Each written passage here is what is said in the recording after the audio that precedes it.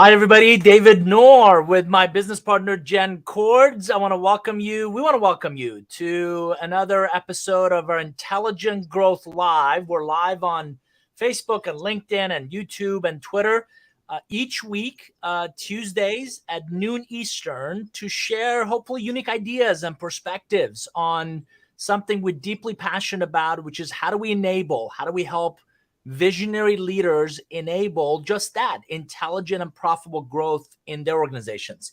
Hello, Jenn. Hi, Nour. How are you? I'm great, thanks. Good to see you. And for our audience who may have not attended or watched any of these, briefly share a little about your background and the RevOps practice that you lead. Absolutely. So here at the Nour Group, I'm the partner that runs the RevOps function, and that means leading a team that is focused on optimizing clients' tech stacks all the way from their people, processes, their technology themselves and how they're integrated, data architecture and cleanliness, and then also making sure tying their digital interactions all the way through to top line growth. Beautiful. And as we talk and as we're going to share with the audience, we've spent a lot of time interviewing and executives and researching around this idea of, I'm going to go ahead and share my screen, this idea of a life cycle journey, customer life cycle journey. And the reason what you're looking at shows to be a maturity model is because we believe there's a spectrum. There is a scale with which organizations have developed, as Jenn mentioned, their processes, and they've developed their competencies, capabilities, their tech stack. And all of that really highlights kind of where they are on this journey, where they are and what they're doing in this journey. And we're starting to benchmark best in class, almost like centers of excellence in each of these 7 phases. And again, Jenn really leads that effort on our team's behalf to highlight really what these organizations are capable of when you do just that, integrate the processes with the capabilities and the tech stack. Today, we're going to talk about, this episode is really focused on a topic that we're both passionate about, which is not just data for sake of information. I think we're drowning in just data. It's really insights. And I'm going to go one step further, actionable insights that we believe create a data-driven culture. It is unequivocally led from the top that we're going to make as a culture, as an organization, we're going to make decisions not just on gut feel and intuition and the fact that Jesus and I were doing this together back then and it worked back then, so surely must work now. But really, what does the data say? And when it comes to data, Jenn, you and I have talked about this. There's definitely reactive or even kind of past, it's driving through the windshield, right? KPIs and last month's report, all these lagging indicators, we get excited about. And again, the title of this section, predictive, not just the data, but the analytics from that data, and really a predictive lens into how do we anticipate? How do we look ahead? How do we start to put the right pieces together to identify not just a point or a line, but a trend, and get ahead of as much of that as possible? So talk a little difference between data that you see in organizations that almost like yesterday's newspaper. It was great back then, but after 3 days, it becomes fish wrap, right? Versus predictive and getting ahead and anticipating data and insights from that really drives our decisions. Yeah, so a lot of companies are leveraging their data today, like you said, driving with their rearview mirror, basically looking in the past, thinking that it's going to tell them what's going to happen in the future, which really is paying attention to lagging indicators. Companies that are leveraging data in a predictive way or in a forecasted way that's smart and that they can make actionable decisions on, those companies have actually gotten really intentional about what they're wanting to track and why. So every campaign that they do, every initiative that they start, they've actually decided from the onset, what does success look like for this? And they use that benchmark and that success as their North Star. And they're constantly tracking against that North Star. How close are we getting? What other tweaks do we need to make? And we've talked about it several times that data can never be a set it and forget it. Most everything within operations can never be a set it and forget it. So you constantly have to be looking and making adjustments, not major adjustments, but small tweaks to optimize and improve every piece of that funnel. So if you're seeing an email really worked, maybe test a different aspect of the same email and see if it continues to work or if it made it decline. If it made it decline, then revert back. But really be intentional about what you're doing and why. And RevOps in particular,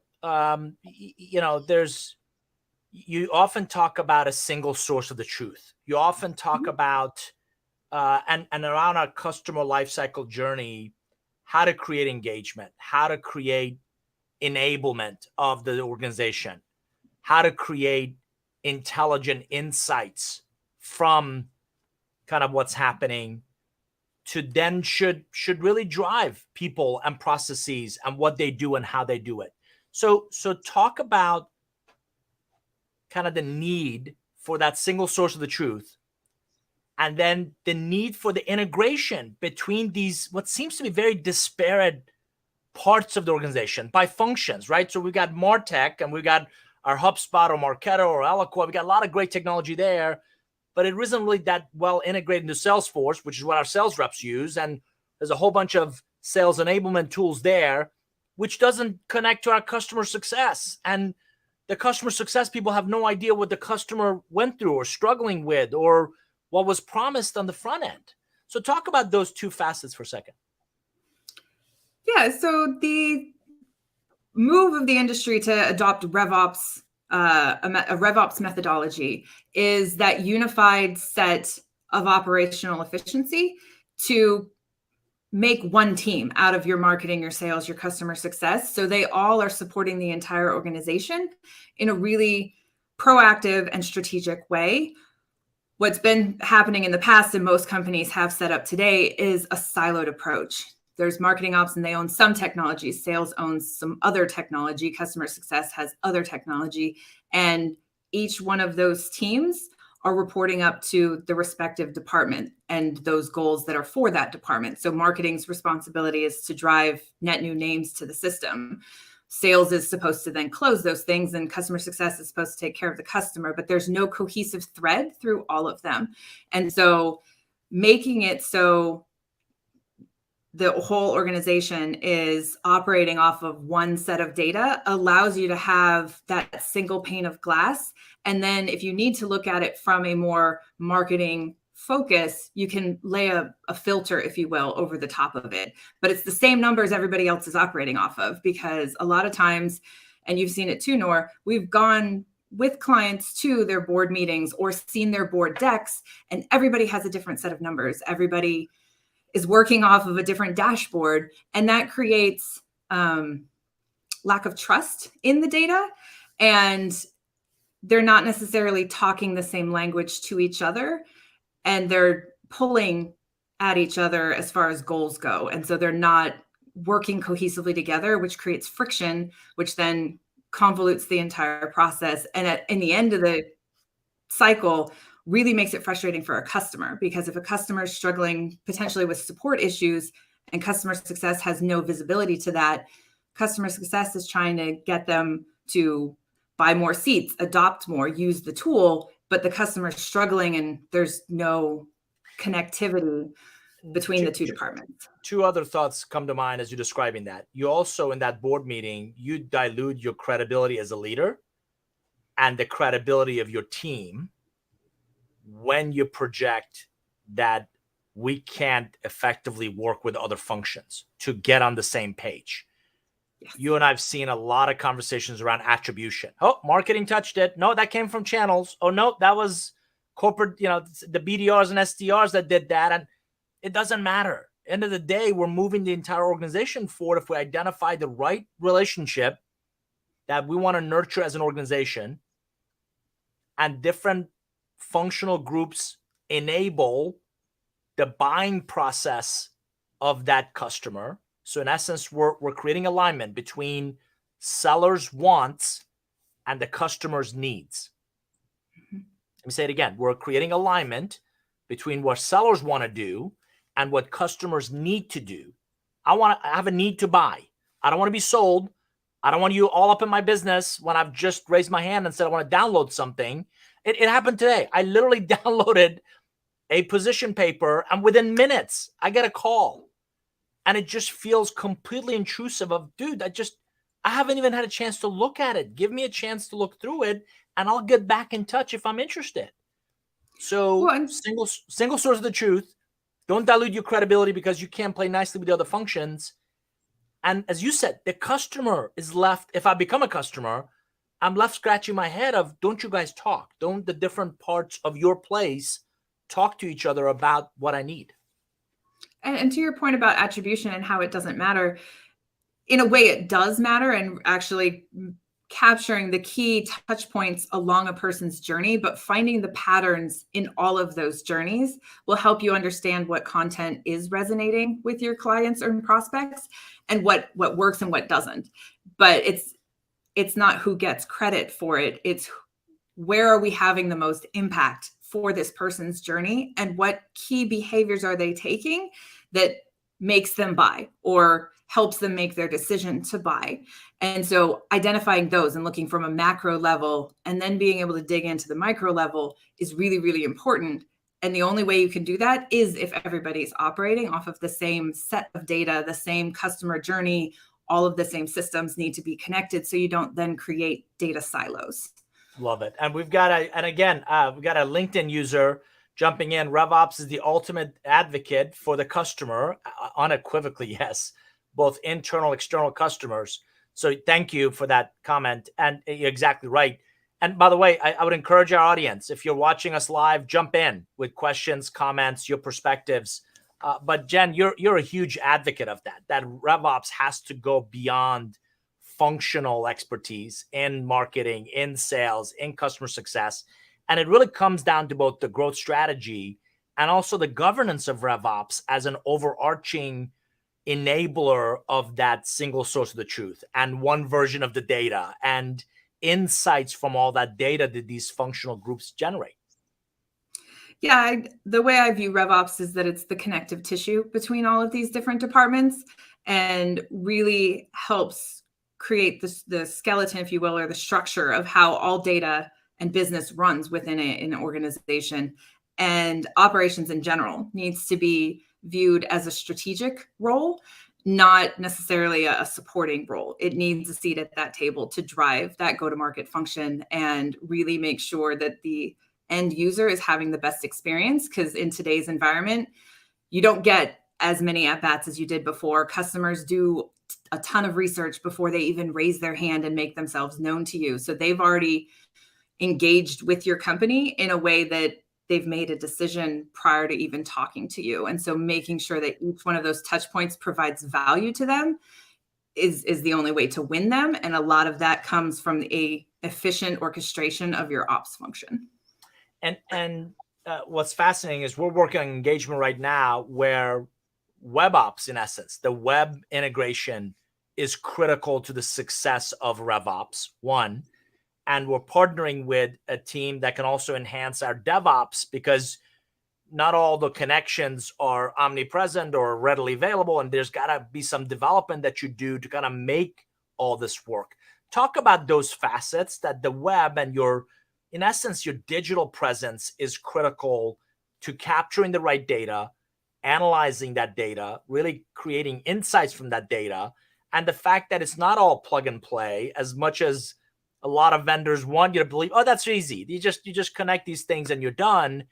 And we're seeing, and you've seen this for some time, that it really is a heavy lift to try to connect these disparate systems together.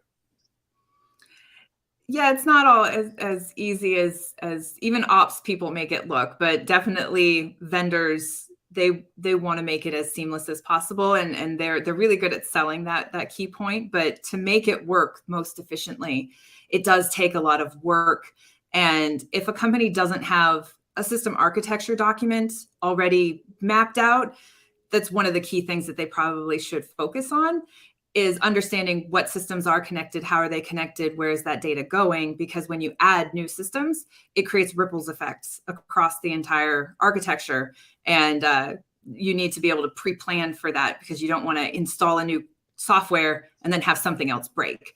But to your question specifically, from a web perspective, we're drowning in data, and a lot of companies don't necessarily know how to parse that data into an intelligent way. So they're leveraging UTM parameters, or time on page, or number of clicks into a website. How deep do they get? How many forms are getting filled out? And cookies, as most people know, are also going away. So the ability to do third-party tracking is going to be changing, and we're going to need to shift our focus to first-party intent and first-party tracking, which means what are these people actually doing versus quietly listening to them in the background. But tying those engagements together to what they do further down in the cycle will help you understand their journey. Like, what are they clicking on? If we can parse them by title, like if they fill out a form and it's a CFO, for example, what are other CFOs doing? Is it this scatter plot graph of all these different assets and there's no rhyme or reason to it? Or can we make some sense of this and then create a user journey that would provide value to that CFO? So talk about that a second. Yeah, so talk about the second. My question of you is, and you've heard me ask clients this, what, so what, now what? What you just describes sounds brilliant. Two-part question. At what point does it become creepy, right? The big brother's watching every step I make, right? So are there ethical and just that, ethical guidelines to how much you absorb, how much you observe, how much you capture? None of us want to feel like we're being watched all the time. And then the so what for the organization, what you just mentioned. If a whole lot of CFOs are filling out our form, but they're going different paths, what's the so what of that? What can I, as a CRO or CMO or CEO or a business unit leader, ascertain from that insight? What's actionable for me? Sure. So I'll tackle the first one first. The creepy big brother and analytics, that's almost one of the driving factors as to why third-party cookies are going away, is because it was getting to the point where companies were listening to your behaviors even when you weren't on their website. They'd leave the cookie on your system, and then everything that you were doing was being tracked by their software. And that's a lot of data, from your mobile device to your web usage to what else is happening in your family. Some of the apps on your phone also had GPS tracking. So if your phone was next to another person's phone at a frequency, like my interests and your interests would then meld, because then you'd start seeing stuff that I was interested in. And so, yeah, it became this web of kind of creepiness. And GDPR in Europe was one of the driving forces to how cookies and tracking were changing. Here in the United States, in California specifically, there's something called CCPA. It's the Consumer Protection Act.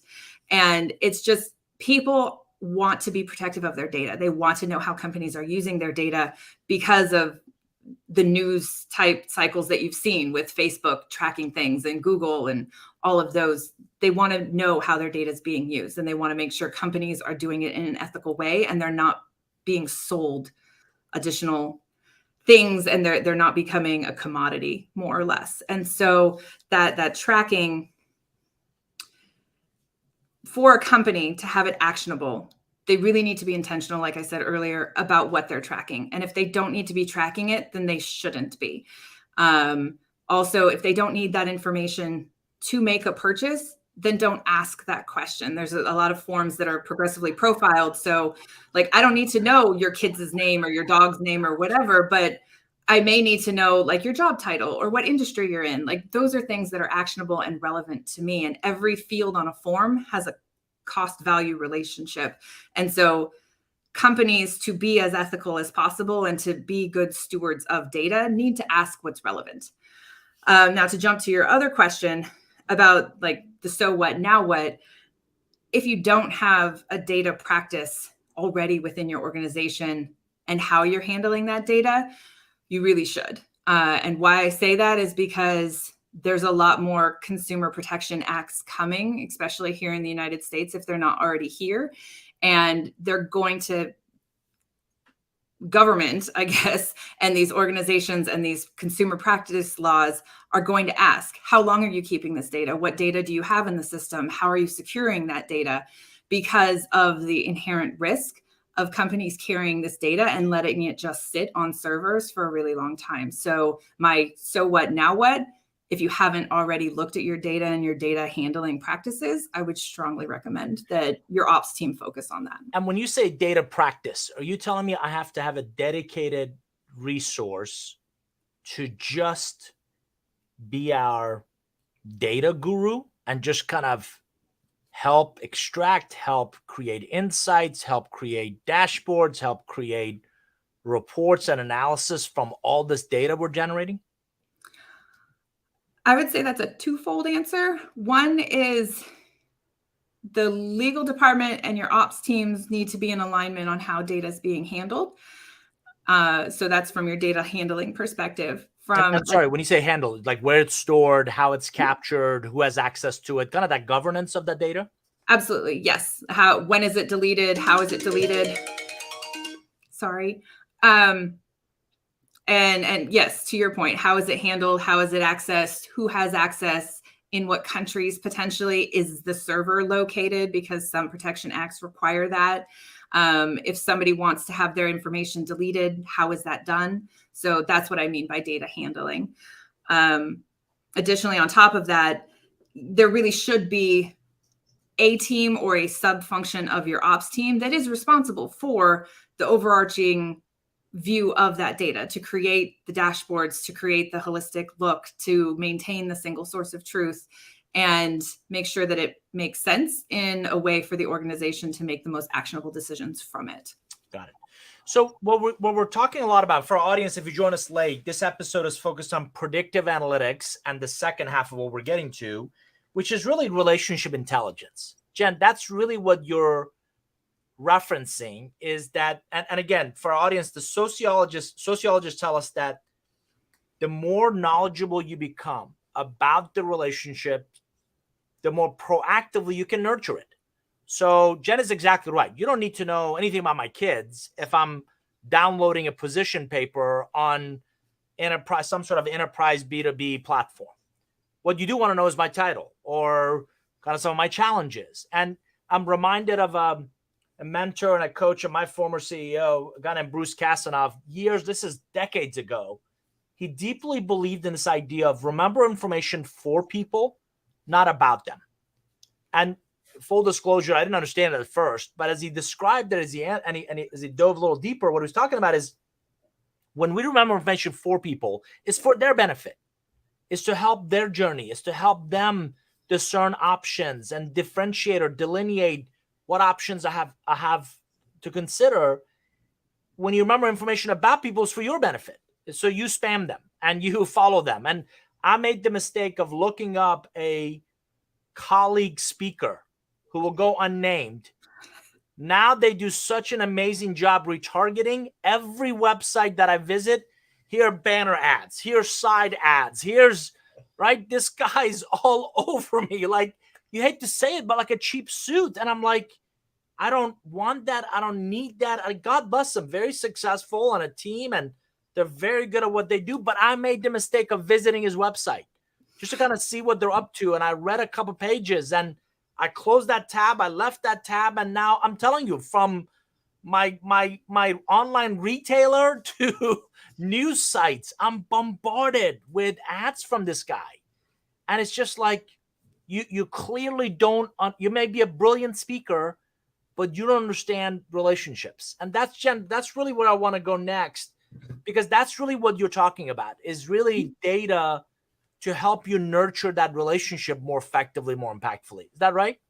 Absolutely. And that intelligence and that following you really should be providing value at every touch point. And so when you leverage the predictive technologies that exist, as well as like the AI and the machine learning things that we're going to dive into in a second, when you leverage those in a very strategic and intentional way, they provide enormous value, not only to the person receiving that behavior, but also to the company who has launched or enabled that type of technology for better user experiences and for customer tracking. But when you just spam it, if you will, everywhere and just scattershot it all over the place, then it becomes a nuisance and it becomes overwhelming and people get turned off by it. So AI and machine learning really need to be done in an intentional, strategic fashion versus just, oh, well, there's this really cool technology and it'll put me everywhere, and then just turn it on, because then people won't want to engage with you because of that. And I really want to make a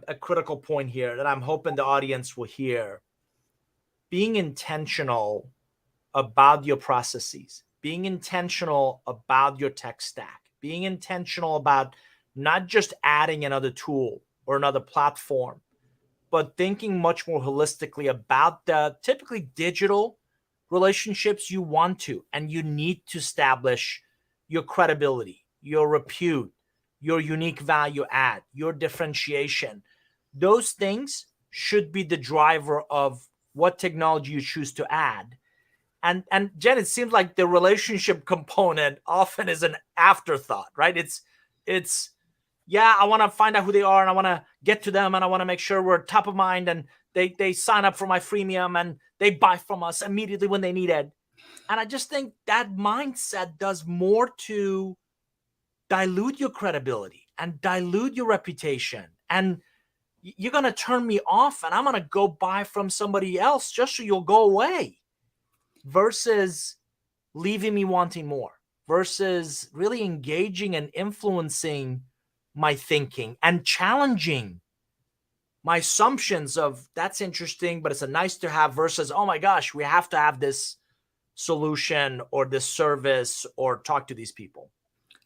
Yeah, I would definitely agree with that. And I'd also say that a lot of companies focus on about them versus what the customer needs or the end user needs, and helping the end user see themselves in your solution, helping them realize, well, these are the pain points that I'm experiencing right now, and we can help you solve them, and we will partner with you to solve them, versus, oh, you bought from me? Great, next.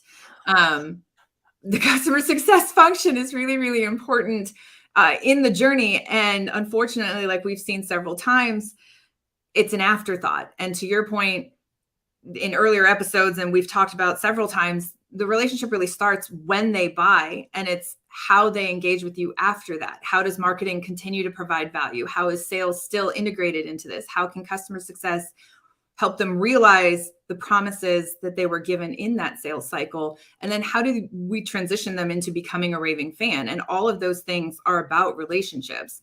And the fact that most companies leave that as an afterthought, or, oh, we'll get around to it, or it only becomes an urgent need when their churn rate is at like 87%, that's too late. You've already lost and the ship has sailed. I mean, you can make adjustments and you can fix it and revert about face, but you can't ever save some of those customers, and you've already left a bad taste in some people's mouths because you weren't focused enough on that relationship. And you see it, and again, it goes without naming names, but you and I deal with a technology company where we're talking to the 8th person or 10th person about our account, and they couldn't be, by the way, very recognizable, quote unquote, very successful tech company that we use, that it's just, they're clueless in terms of anything going on with our relationship with them, and that we're struggling, or that, and they're trying to upsell you and me on additional functionality and buy our next package without any visibility into the struggles. And it's a classic case of the upsell, cross-sell farming team, right, has zero visibility into, these guys have been a customer for a while and they can't get support, or they've had issues, or we've multiple people. And the other thing that again, I really advocate leaders to think about is the merry-go-round of people coming and going that touch your most valuable relationships. That stability. It dawned on me. You're gonna chuckle. Here it comes. You're gonna chuckle. One of my favorite, full disclosure, one of my favorite places, Costco. Even when I travel, I want to go to different Costco's to see if they have different things than we do back home. But if you go to a Costco, and I'm telling you, I pick up on these things. If you start to look at their name badges, you'll see kind of team member since 2003, team member since 2009. They pride themselves in building an environment where people not just want to come join, but they want to stay. Yes. And if your organization is one where I'm talking to my 5th or 8th or 12th sales rep this year, you're not really exuding confidence that, and you can't control what people do, but you can certainly build an environment. And that's really my coaching to the clients. Build a culture, build an environment where people not just want to come join, but they want to stay and they want to grow and they want to continue to serve and collaborate with colleagues and make a difference with the customers you touch, because it builds confidence in your clients when they interact with the same folks over some period of time. Yes, definitely. And I think the oldest Costco employee, just on that note, that I've seen, like the longest tenured one that I've seen recently, is actually 98. And it was a frontline manager. Absolutely loved what they did because I asked, and it was a really busy time, and they jumped into a check stand and helped out. And so that's the other piece of like servant leadership that Costco instills in all of their people is, if you see something that needs to be done, handle it. Everybody's enabled to handle it. And so I just thought that was really cool. And the person, like I said, absolutely loved what they did, raved about their team members, raved about the management at that specific location. It was fantastic. So Costco, I agree with you, has done a fantastic job of nurturing those internal relationships and creating an environment where people want to stay. So on that note that we've been talking about, you've recently released your latest book called Relationship Economics. It's over our shoulder. Mint green. Mint green is the new cool, hip, happening color. Mint green is in. Yes. And one of the chapters is actually about the role of artificial intelligence and machine learning in your strategic relationships.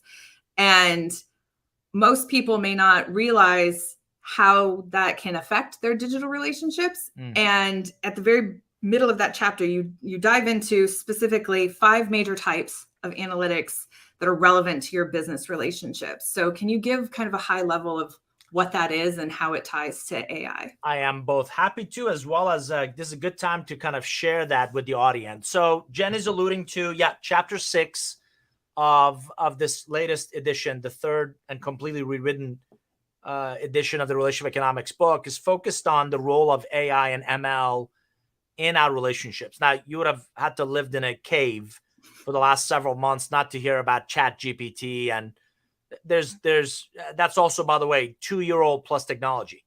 So it's a very fast moving, very fluid space. We're constantly learning. We're trying new things.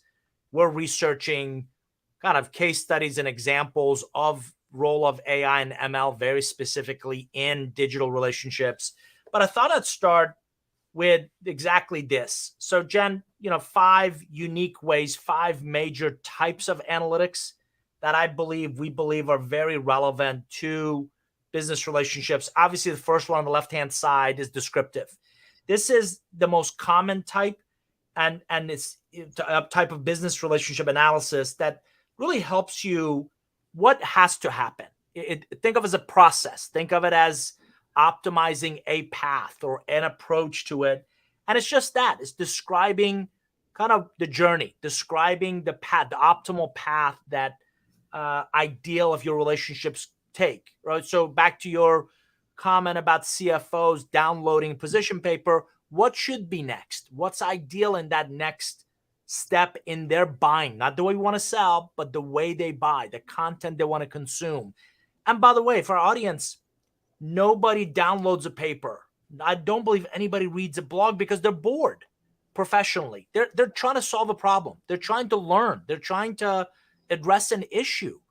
And if you make that too difficult or create friction, you're not helping the process. You're not helping them get there.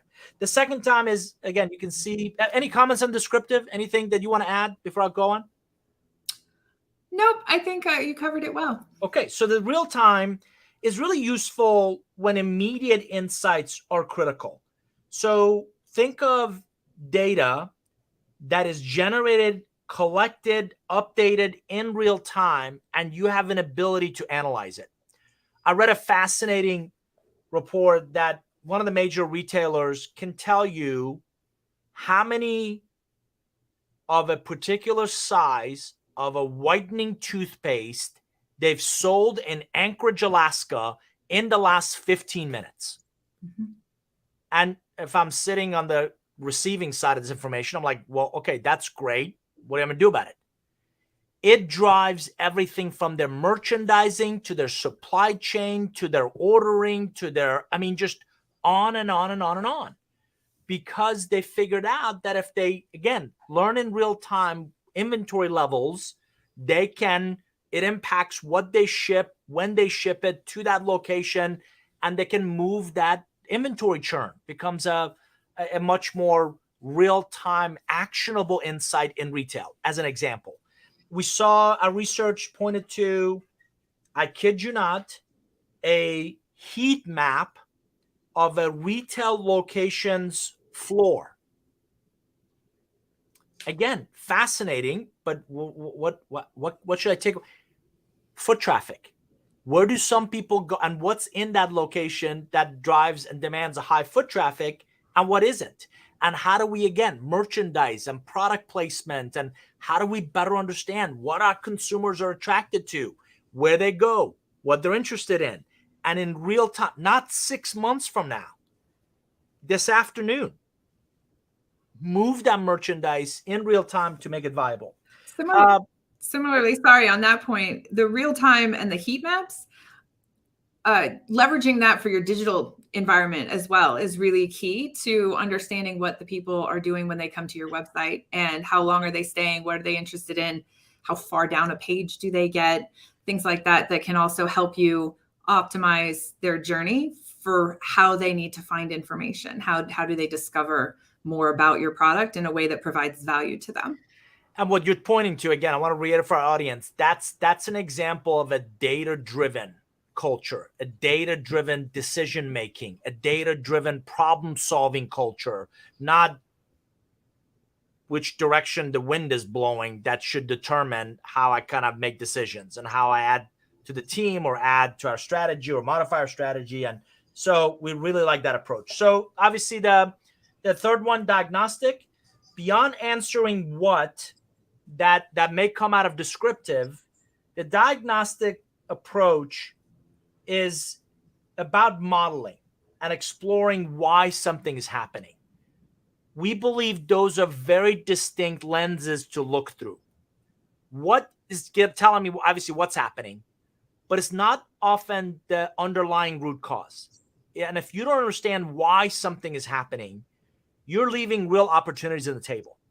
So people are not, and Jenn, I've been in meetings where you've got plethora of these examples, but we've talked about people are not leaving your website, or they're not abandoning pages for no reason whatsoever. So one thing is, hey, we've got a leak. This is where traffic is coming. This is where we're leaving from.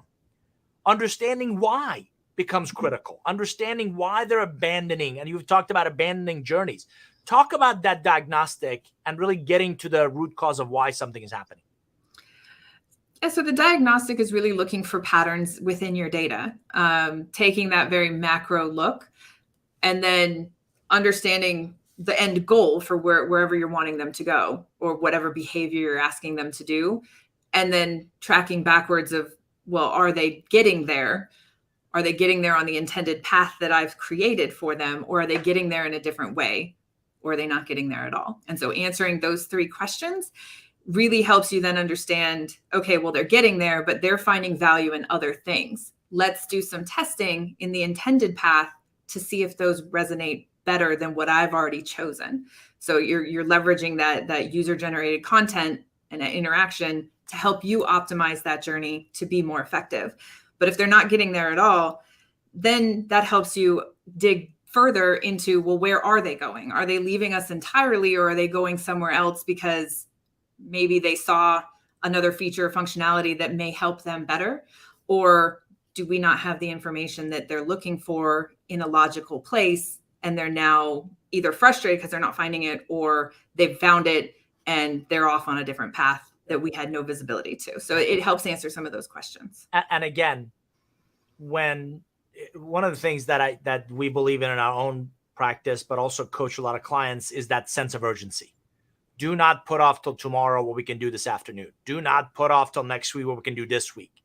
And it seems like the diagnostic approach to the analysis enables that sense of urgency and a real-time reaction to, if we understand not just what's happening, but why, then I can immediately do something about it and not have to wait till for some future point.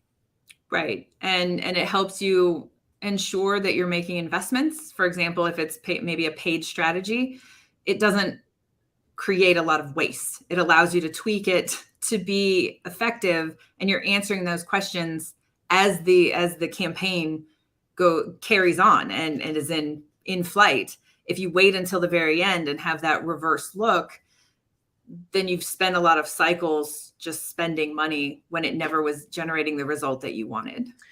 So moving on to the fifth one is predictive. And if everything we've done so far is kind of what's happening, it's really understanding, real-time information. It's understanding why it's happening. Predictive is all about what is likely to happen. So with a high degree of confidence, I can mitigate the risk in the relationship by anticipating opportunities to add value. And this is really valuable, probably for some of the most critical relationships that are important to you, which is what we found is that relationships are behavioral. So what if you observe what people do and why, and understand why they do it, and understand the key aspects of the relationships that are important to them, those data points should, keyword should, fuel a hypothesis, a set of perceived next steps. They downloaded the paper, they signed up for a webinar, they attended, they watched and maybe shared the recording.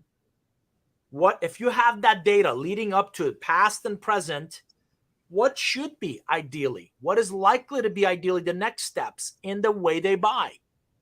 Let's say an enterprise purchase. Let's say it's a decision by a committee. Let's say they're engaging others in that process.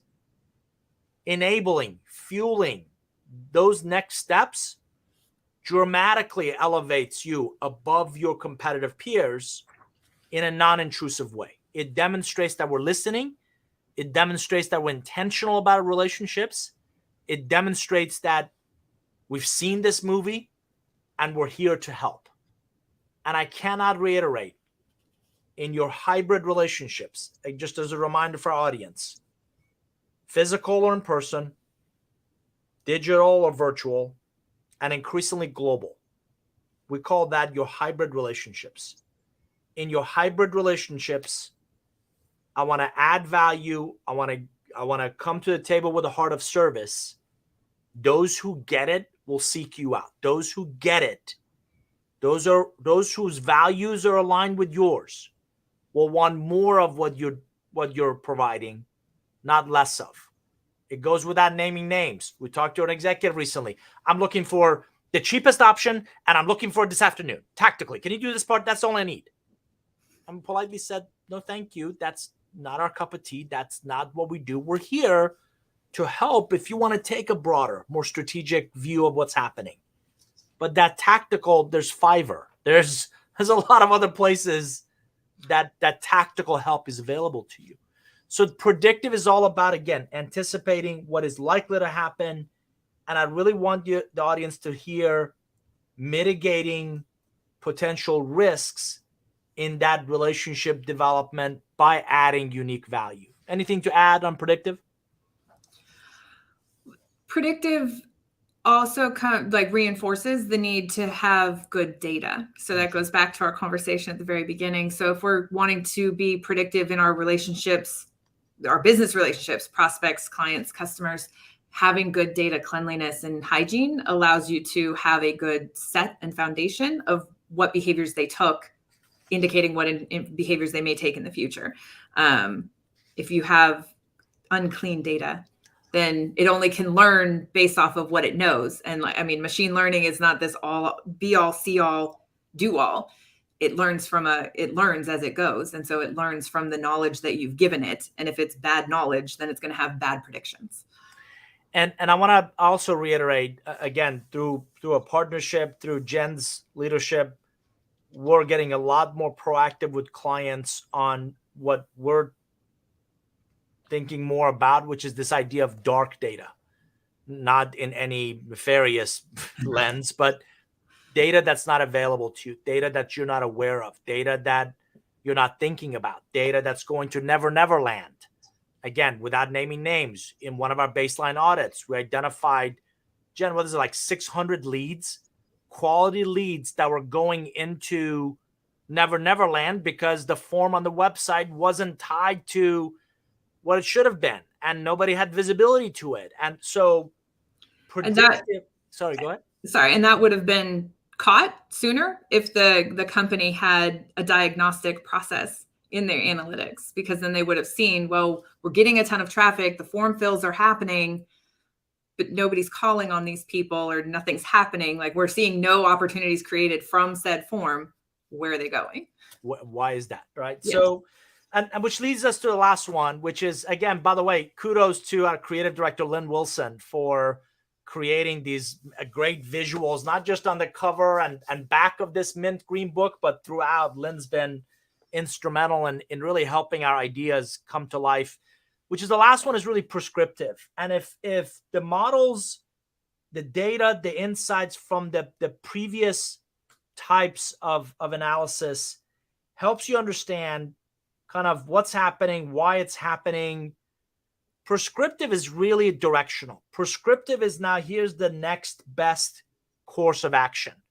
And I love what looks to be a football, American football play there of, if they go here, this is where you go. If they do this, this is what, and it reminds me, a personal story. My grandfather, I didn't get it then, but taught most of the grandkids before he passed to play chess.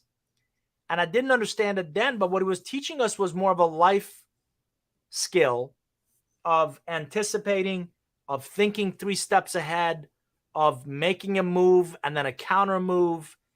And your relationships really benefit from this. If you've heard the old expression, we've seen this movie. We've been in this pitfall.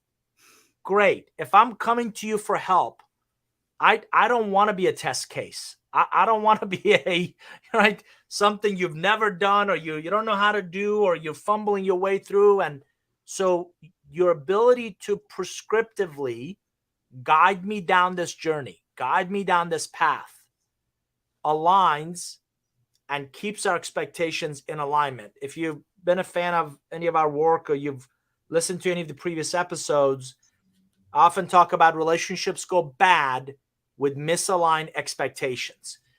When we met, I expected this, you've delivered this, the gap is where we're going to have a problem. And that prescriptive analysis, when you recommend the next logical, the next best course of action, demonstrates definitively your credibility, your understanding of my challenges. In essence, I've got a very simple definition or formula for trust: credibility plus empathy multiplied by consistency. So credibility says you know more about your space, your environment than anybody else I know. Empathy says you can be quiet and really learn where I'm coming from. When you multiply that by consistency, when you do that over some period of time, that's when you earn my trust. That's when I'm ready to not just buy, but hopefully become an advocate, if not an evangelist, of you and your value proposition. Jenn, comments on prescriptive.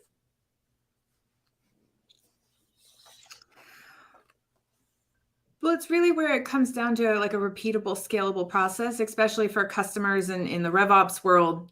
How you do things, like a campaign, for example, there needs to be a process that's been built that allows you to roll them out consistently. And so you know the KPIs, you know the assets that are required, et cetera. So everybody knows their job versus reinventing the wheel every single time. And it also creates a level of data that, again, allows for uniform tracking. If you're reinventing the wheel every time, the user journey is inconsistent, and then you're not being able to actually learn anything from the campaigns that you've launched or the interactions that you're seeing from clients or customers or even digital touch points. So yeah, it's just that repeatable, scalable process across the board. So for our audience, again, this is 5 major types of analytics we believe are highly relevant to your business relationships.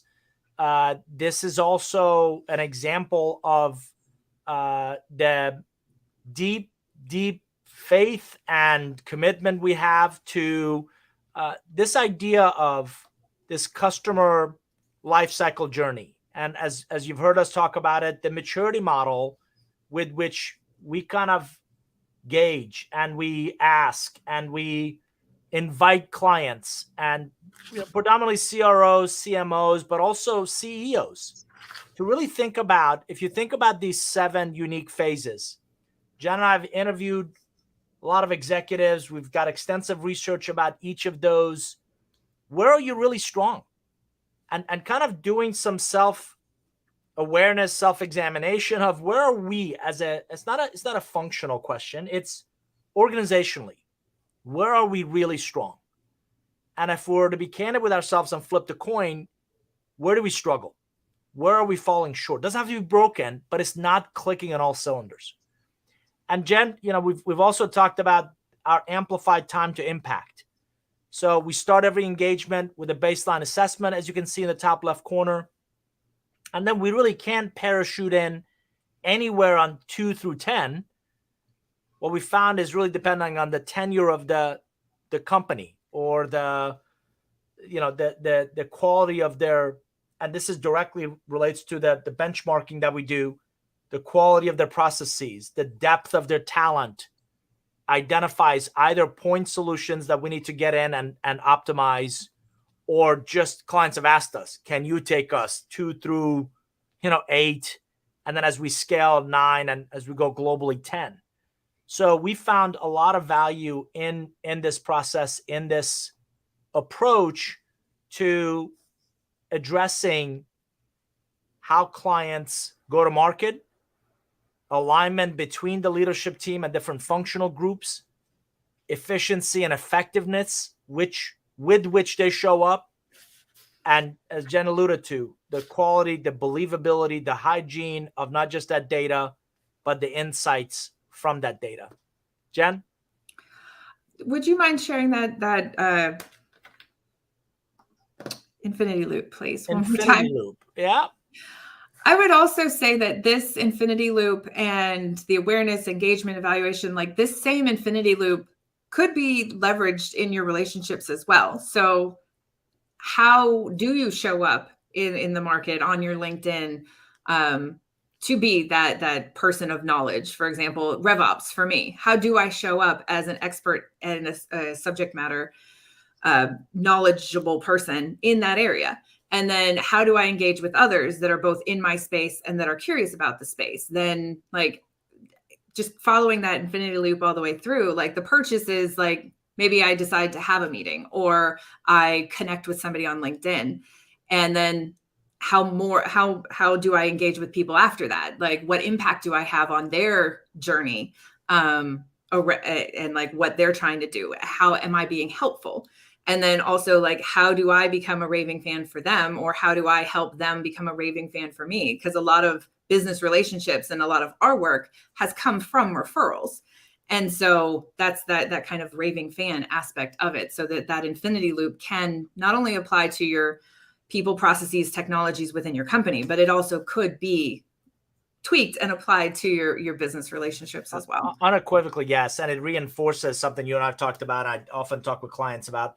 There's no relationship between logos, right? A lot of organizations are very proud of their logo, and right, but it's not the logo or the building; it's individuals. So you're exactly right in that customer life cycle journey, that customer experience, that relational experience we create with everybody we interact with. It's going to have one of two effects. This is going to enhance or it's going to dilute your credibility, your repute, or that relationship. So again, a ton of good information in this mint green. Now, I mentioned mint green is the color that's in Relationship Economics 3rd edition, out this month from our friends over at Wiley.